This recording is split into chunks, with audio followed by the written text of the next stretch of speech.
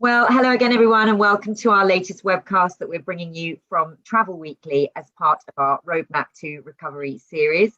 And I'm joined today by three agents right on the front line.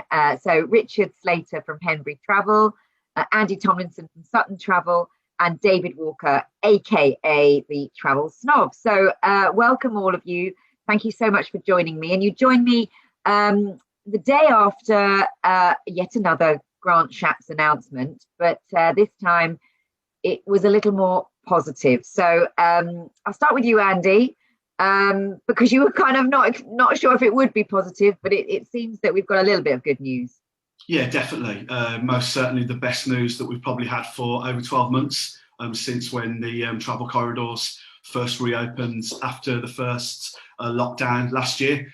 Really good news for the ability that we've got the amber destinations to be able to send people to and take new bookings to over the next few months. But also, as important, the fact that we've all these extra 140 destinations are now opening up to people who have got existing bookings, particularly over the next couple of months. Something that hasn't really been reported that much when we've had the recent sort of like updates to the traffic light systems is, we hear about the new countries, like the last one, the Balearics and Madeira and Malta, going back on the green list. But the majority of work for myself and my team and the other guys, with the last traffic light statement was probably due to the fact that anyone who was booked to go to Greece, Cyprus, Croatia, those other destinations, Spain, that remained on amber, most of those had the holidays cancelled. 2 or 3 weeks ago for the forthcoming weeks. So it's a double boost, really. More destinations to sell and more holidays to remain in place for those people who are due to go over the important 6-week holidays coming up. Well, and you all, I'm sure, deserve a break from having to deal with cancellations. It's been something you've been doing such a lot. Lots of people said if we got this amber or these restrictions lifted on amber destinations, it would be a game changer. Would you agree that that's what it is, Richard? Yeah, I think it is. You'll remember back in February, Lucy, I said that we weren't going to take any more new bookings for travel departures before the 1st of July. Yeah. I think I'll pat on the back for myself there because I hit the nail on the head. We've certainly already got pre-booked bookings, but we've not had too much to deal with because the new bookings now are all either fresh or people who have got committed to go anyway. So I think there's certainly there will be demand. I think there'll be a little bit slow to start with, but I think as we get going and people see people going, then I think they'll go, right, well, they go, so let's go. I think anybody at the minute who's shouting that the queued out the door and doing tens of thousands of bookings on national television perhaps is self-promoting, but does happen, doesn't it? Yeah. Well, we'll come on to what impact it's had on customer demand in a second. But just to bring you in, David, I follow you on Facebook and lots of social channels, and I saw you immediately posting, going, "Great news!" So is that kind of how you felt and how your customers felt? Yeah, it was so refreshing to make a batch of phone calls yesterday to say, you're going to be going on holiday, rather than, sorry, it's all cancelled. So, just having elated customers, giving them the good news that they could go, because that's all they've wanted. And I think I got loads of messages from customers that don't have anything booked over the next few months, that don't want to book anything over the next few months, but they've got stuff, October and beyond's going, oh my God, amazing news. I'm really pleased for you. I bet you're really busy. Don't respond and all of this.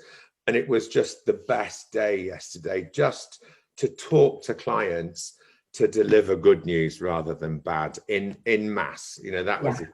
So, and also, I wasn't one that stopped booking. I've continued to book, throughout, but obviously safe bookings. And, we told clients and warned clients about the possibilities of what things that could happen. But just to ring them and say, you're actually going to get away was just just fabulous. Yeah, But, and yeah. I think there was some, in some quarters, some surprise that it was July the 19th, from July the 19th, because I think some people have been fearing it might be well into August. And of course, now it does mean it's the end of the, the school term, and we'll get a full summer. I mean, is that been a sort of really pleasant surprise, Andy, that from that particular date, I mean? Yeah, massive, sort of like Wednesday with the sort of what was coming out of Westminster with regards to track and trace, and end of August. I was fearing that we might lose the whole of the 6-week holidays. So when things started being leaked by the media yesterday morning, that we were looking at the 19th of July, that was a bit of a game changer, really, because it really does save the summer holidays for us. And do you think, I mean, I know we'll probably never know, but obviously the industry appeared to really step up its pressure in the last couple of weeks or so. I mean, I know we've been putting pressure on in many ways, but obviously we had the day of action. Everybody got together lobbying again, with more vigor. Do you think that had something to do with it? Or other people are saying, well, it's because Hancock's out and he was the stranglehold, and actually it's allowed Shapps to perhaps be a bit sort of more released from the Hancock. I think probably a bit of that. The cynic in me thinks that if we didn't have it opened up now, there would have had to have been some financial support for the sector, possibly by making things open up from the start of the week after next. It has probably stopped the Treasury needing to step in and give us financial support, because I don't think we could have been ignored for too much longer if we'd have had to wait until the end of August before things started opening up for us. Yeah, well, that's a really interesting point, isn't it? Because if you think this then is going to sort of remove the need for the government to help us financially, I mean, there's lots of people saying that, okay, this is great news and we're all very happy and it's welcome, but it still won't be enough, and that financial support will still be required. Mark Tanzer, has written that even yesterday, and his initial reaction was that that's fine, but we're still going to need help. What do you think, Richard?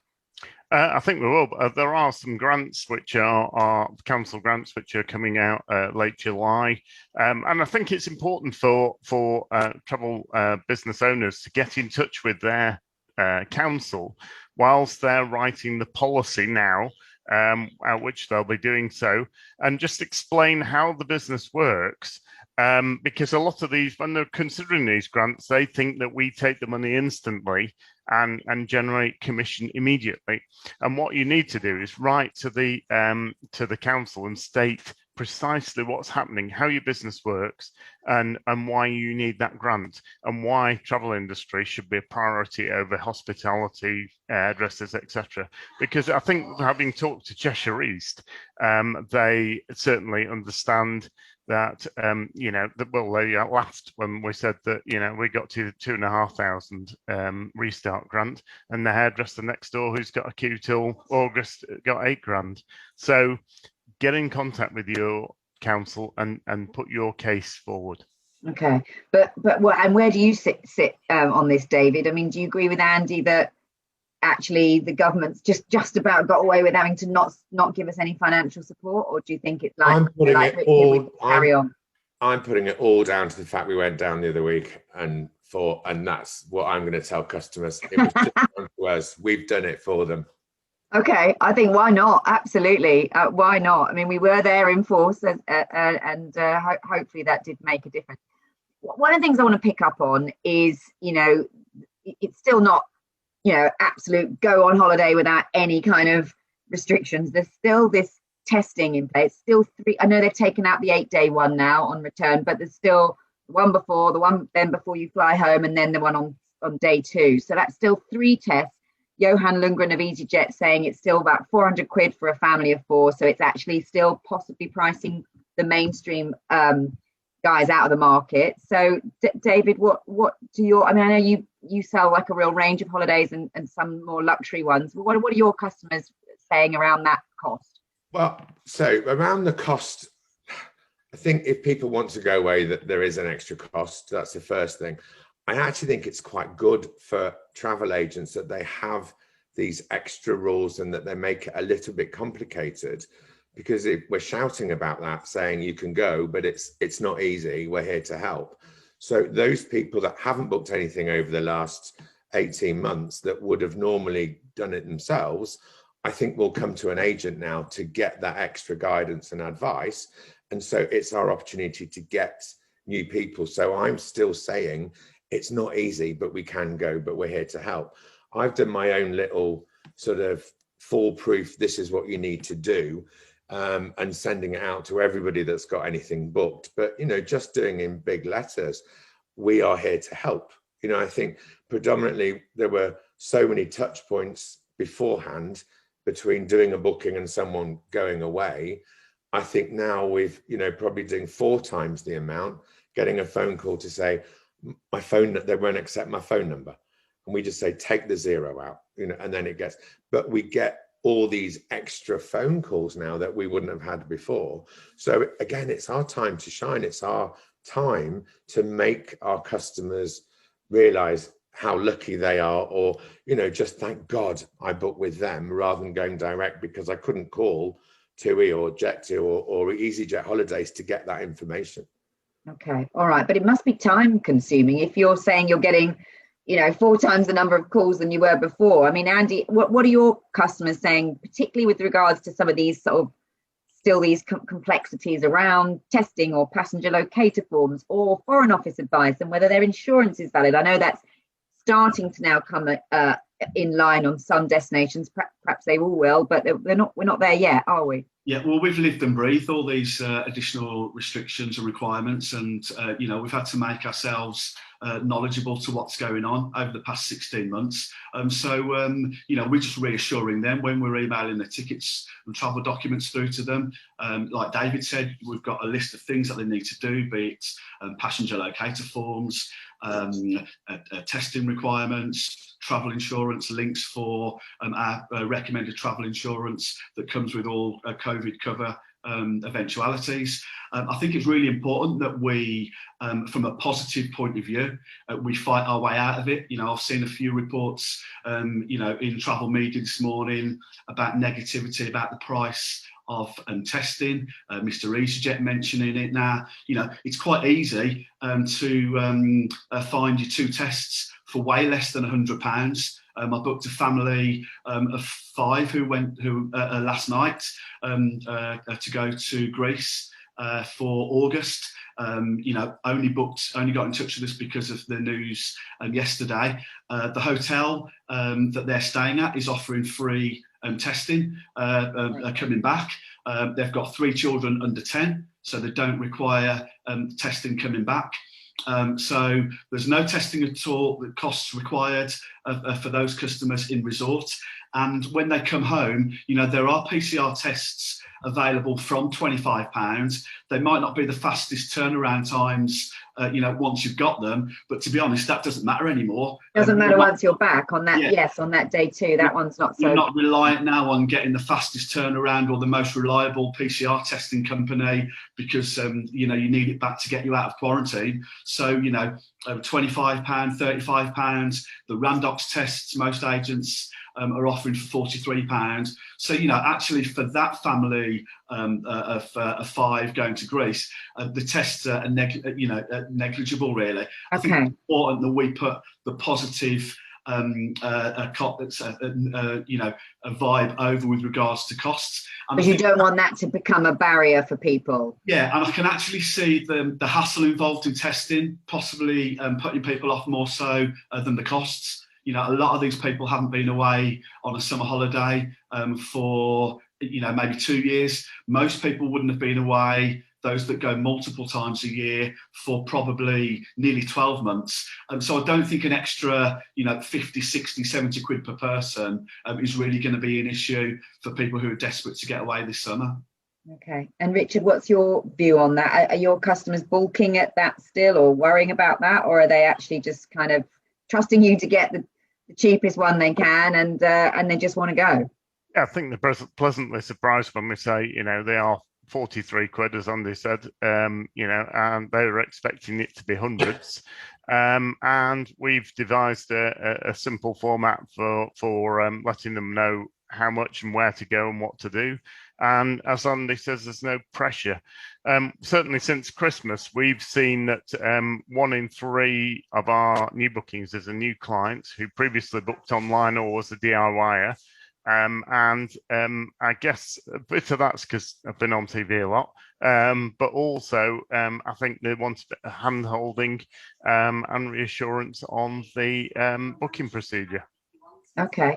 All right. Well, let's come to all of it. I mean, I know, David, we spoke before and you were getting people ringing you up. I have seen quite a lot on social media actually in the week from some agents saying they're getting lots of calls from people wanting help, but they're not actually your clients.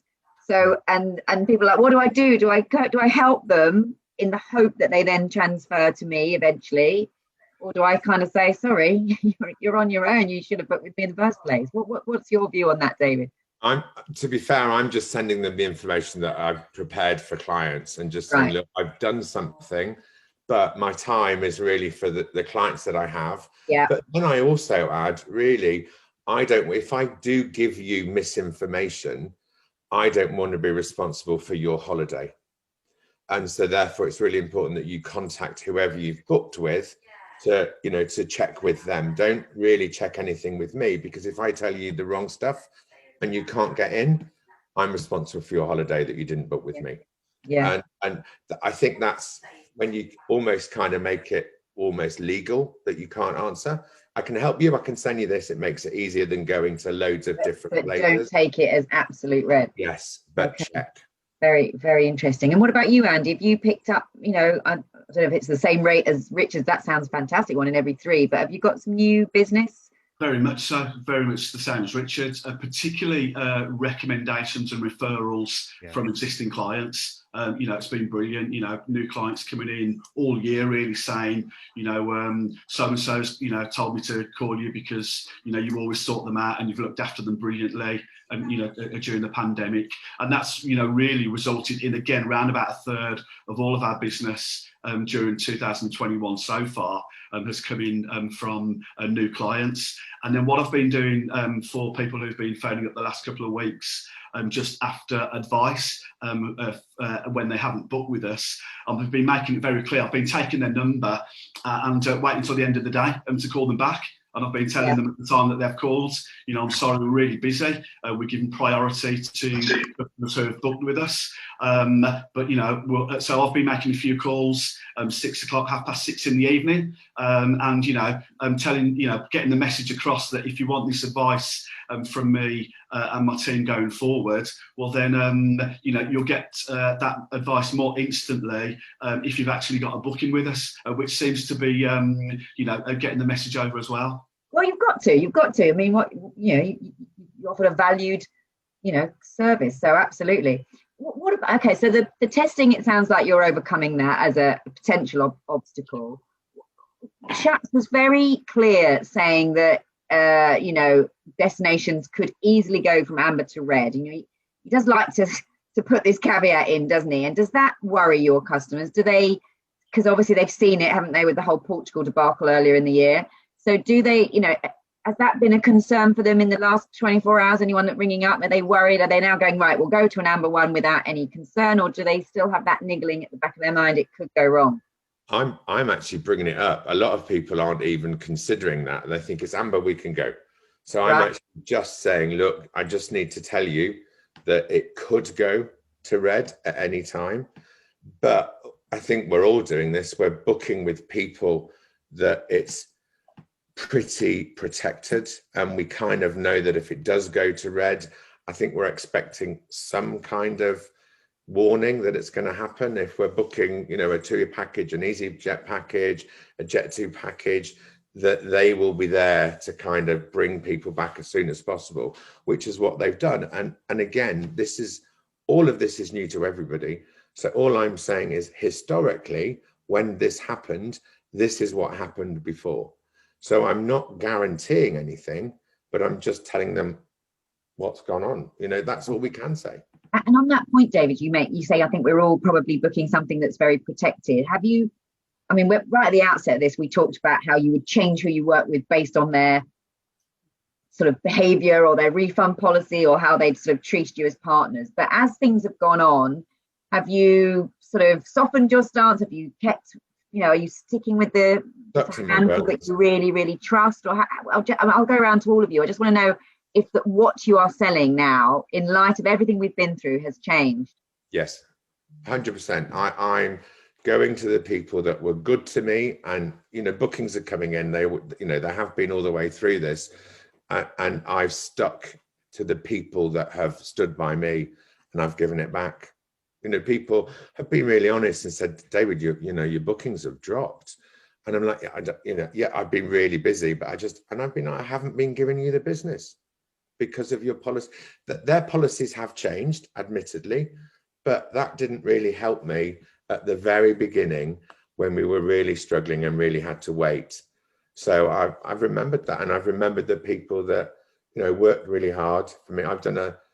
I had a booking unfortunately cancelled last week because of the the situation last week. That's all changed, and they've reinstated the booking. They've actually moved other people off the booking. So this is a yacht charter, so we can have that yacht again. And I will never forget that with these guys. Yeah. And Andy, you're nodding. So what's your sort of strategy or your policy now with who you're working with? Exactly what David said. We were the ones who were at the front end, dealing directly with clients last March, last April, last May, when it was all new to everyone, when we always previously expected holidays to be refunded within 14 days of them being cancelled. Now we totally appreciate as agents the situation, that everyone was dealt with last springtime. But those companies that put the agent at the forefront of their mind and assisted us back then are the ones that we go and to now. It's easier for us to deal with those tour operators when we still have potential issues ahead of us now, and also ahead of us, for the forthcoming months as well. Yeah, and the ones that have broken their policy. So you might get the refund of the sale, but we're not going to give you the SFC back. And it's like, come on, and then you get it back. It's the ones that just say, no, sorry, that's our policy, and you just don't get it. To the ones that just break a little bit of rules so you look better in front of your client. And they're the ones that you'll obviously give business. Yeah. And Richard, similar for you, you've got a sort of a narrower range of operators that you're working with as a result of this? Yes, and I think we've caught some operators out. I had an operator who said they hadn't had the refund, and of course we're all, I guess, nature of the business is that we're all a bit detectives in when we're doing our job, aren't we, looking for the prices and that. And one operator said they told me a blatant lie and said they hadn't had the refund. I rang the sales support department of the airline involved, and they immediately sent me no, that's not true, fella. Here's a copy of the refund. We gave it 3 months ago. I sent that to the tour operator, and they still denied it.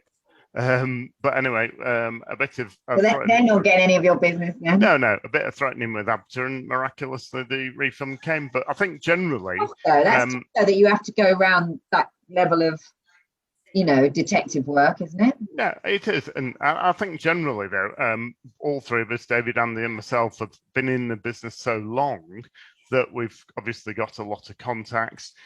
We know how to treat people. So, I think when I speak to somebody like Jet2, you speak to the call centre people and you immediately, how are you today? And, and it's about, they might be having the rubbish day. So you've got to start the conversation at the top, haven't you, with a smile and, yes, we're going to deal with rubbish here, but let's have a chat and see how we are. And, I think that gets more out of people than going in with both barrels and saying, because we've got to work with these people in the future, and therefore we need to keep our relationships very pleasant and workable. Yeah. All right. Let's rattle along. A couple more things I want to just cover off.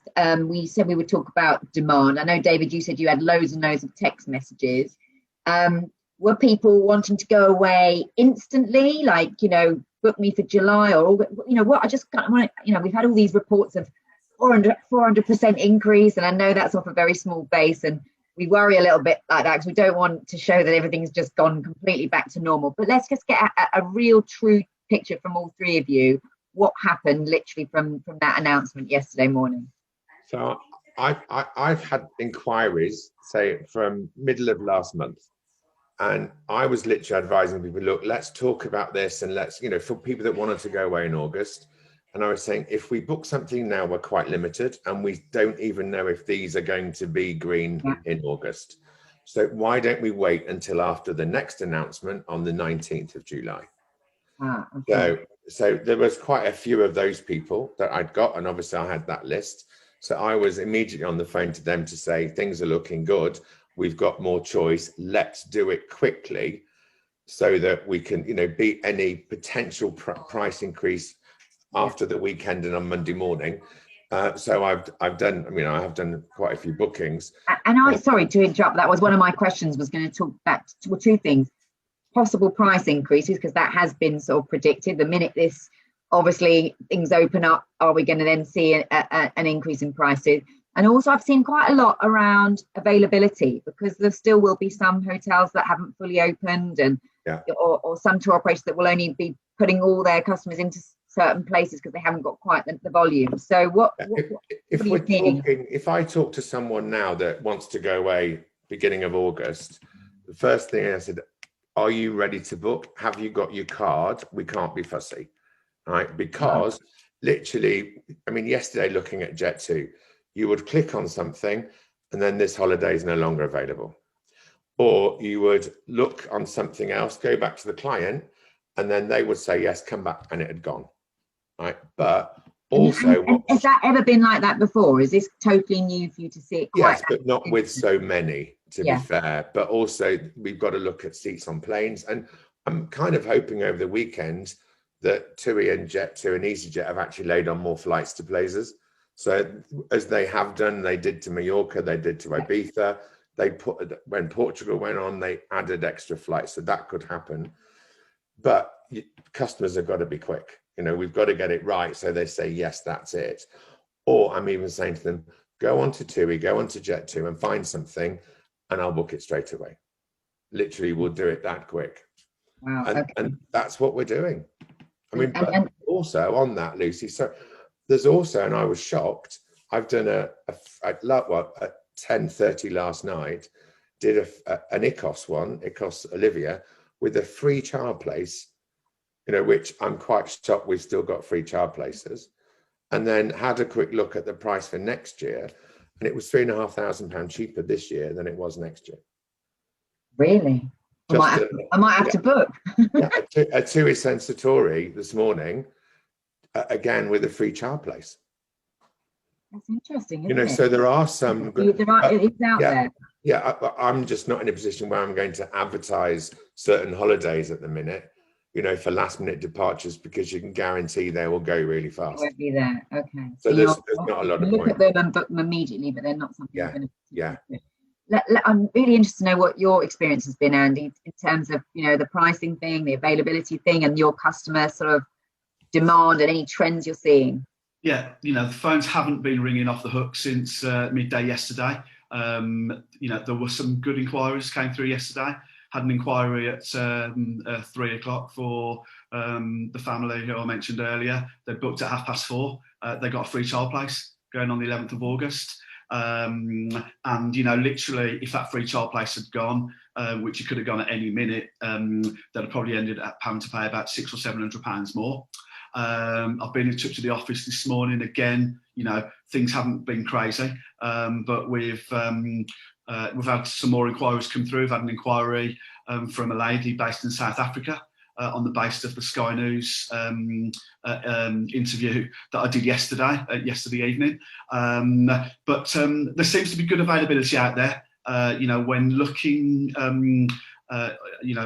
when making the booking yesterday and selecting seats for the family, I could see that the seat map was wide open. I'm not too sure if we need any additional capacity put in place when you look at what the major operators have got out there already, because you're still looking at pretty much full summer programs as they have been. I'd say possibly my only concern is now, or my biggest concern is that we now are open to amber destinations, is that the likes of Jet2, TUI and EasyJet don't look at load factors now for the rest of the summer, and then suddenly decide to pull flights on certain dates because of capacity. I've noticed a couple of days ago that certainly multiple flights on the same route from a day, on a day point of view, are starting to be pulled, which is okay because people can still get out to and from destination. But there's one of the major operators who had got 3 Birmingham Palmer flights on a given day, and I think we've had clients whose flights were affected, but actually they were going out on a late afternoon flight, coming back on a late evening flight, and they've actually had their flights switched to like a nice early morning one out and lunchtime return. So what we don't want now, we've got this far, is now that we've got the amber, no quarantine, and the go ahead that holidays can go ahead, is that next week we get communication from tour operators like we got last summer to say, sorry, this flight has been withdrawn due to capacity. I'm hoping that after so long without any flights going, that the operators and airlines can sort of hold their nerve a little bit, really, and even if it means that they're sending out flights with 40, 50, 60% loads over the next sort of 6 weeks, that everything remains operating as planned. Keep your schedules in place and that you don't have to. Okay, all right, that's interesting. And Richard, just come to you about your customers then. I mean, Andy said his phones weren't ringing off the hook, but a couple of nice inquiries, and I guess that might build over the weekend. What's been your experience? Yeah, I think that very much is very similar. My business and Andy's business are very, very similar size and the way we operate. Whilst we've been talking now, Charlotte's just done a Vegas booking for a new customer who'd seen it on BA holidays and has been able to persuade or encourage the client to pay another £100 rather than us matching the BA holiday. So it's a new client, and I'm sure at some stage we'll catch up, in the commission. But certainly, again, somebody who wants the reassurance of an agent. And yeah, I mean, booking wise, we had very good rollover. So from 2020 to 2021, so well over 50% rolled over.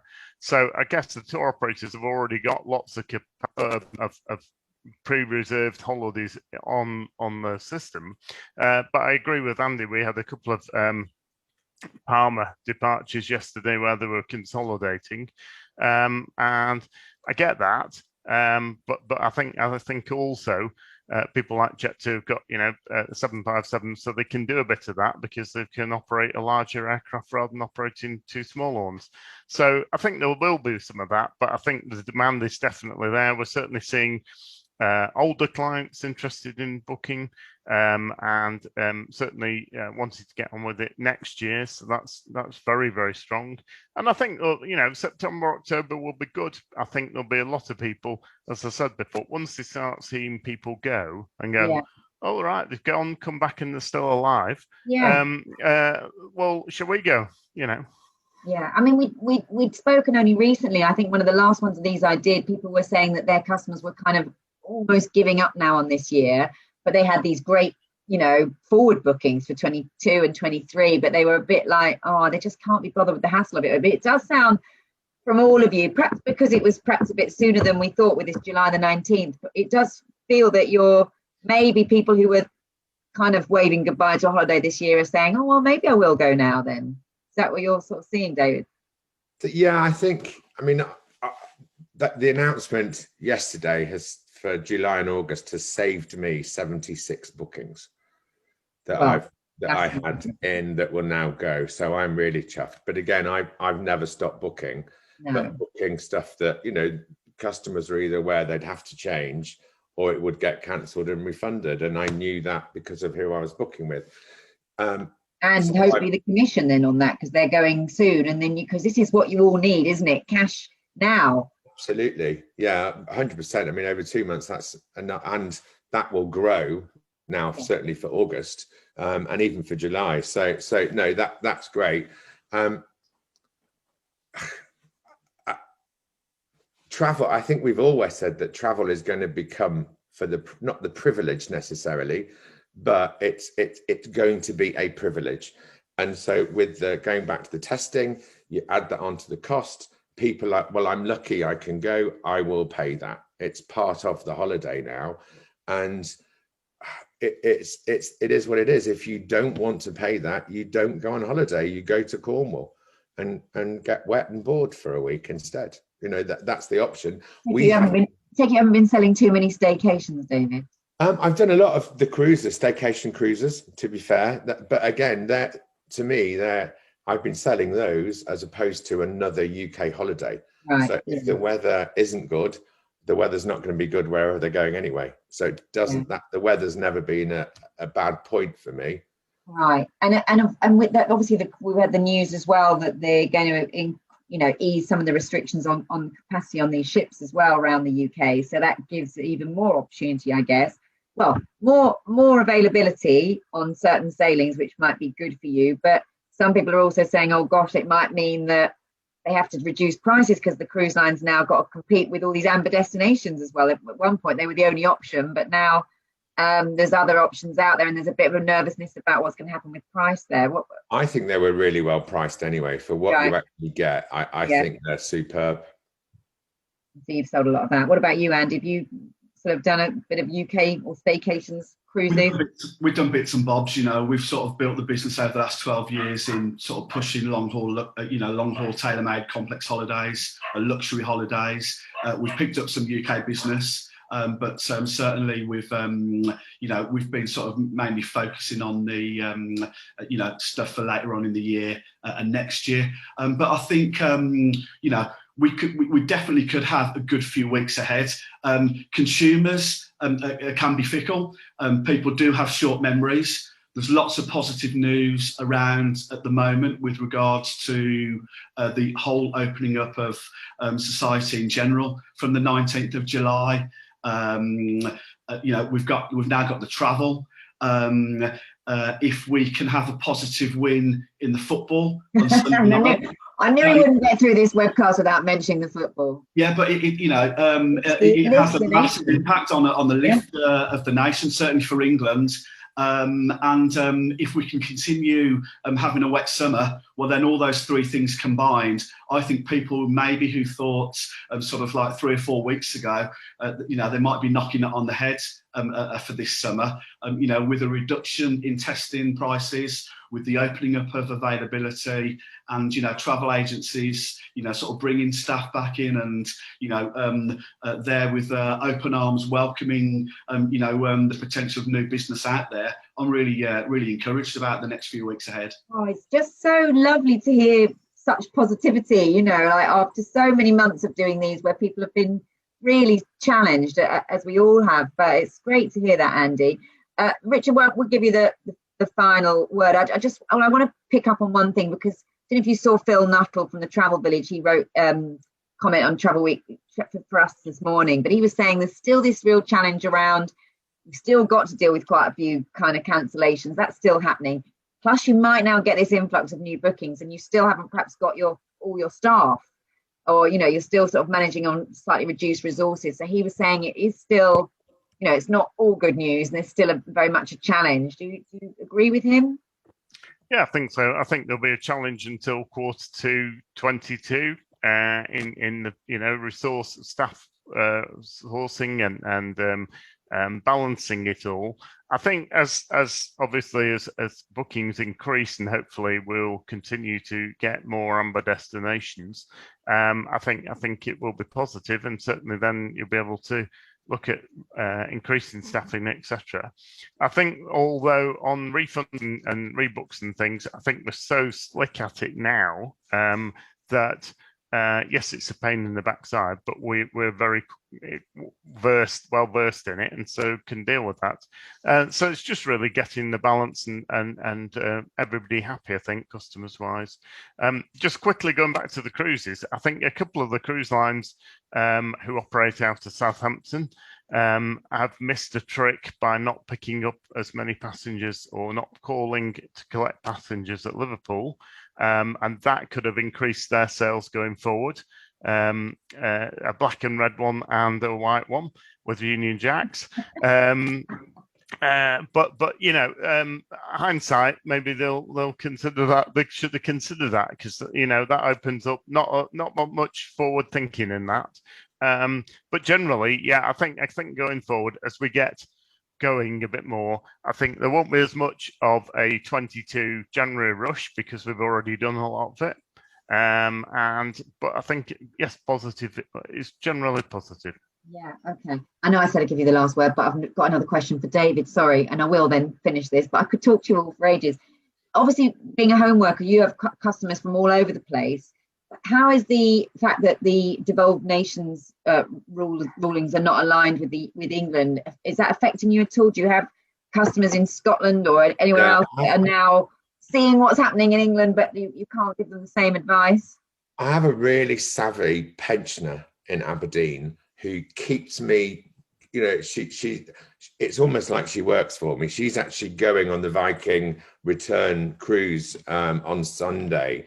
The Malta-Greece one. Yeah. And so because of that, she's sort of listed everything. And I even sent her my PDF that I do on what to do. I said, just have a run through that and tell me how it's different from Scotland.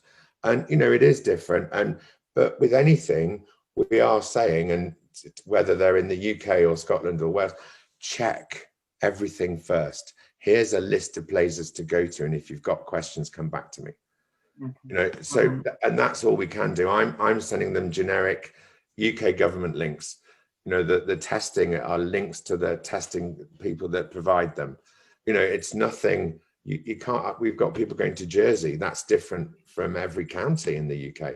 They've got a different ruling. You know, so we have to know everything, but there has to be a certain amount of responsibility onto the client if they want to go somewhere. Yeah. Okay. All right. Okay, well, look, we're probably at time. We could carry on chatting, couldn't we? But I'm so delighted to hear, you know, all of you having a little bit more optimism. You know, it does sound good. I really hope it continues. Let's hope the boys do well for us on Sunday night, Andy. Yeah. Get that lift for the nation, and everyone will come out in their droves on Monday and book a holiday. That would be great, wouldn't it? So, but for now, I'm really grateful for your time. So thank you to Richard from Henbury Travel, and to Andy from Sutton Travel, and to David, the Travel Snob. So thank you all very, very much indeed. Okay. Thanks, Lucy. Thank you.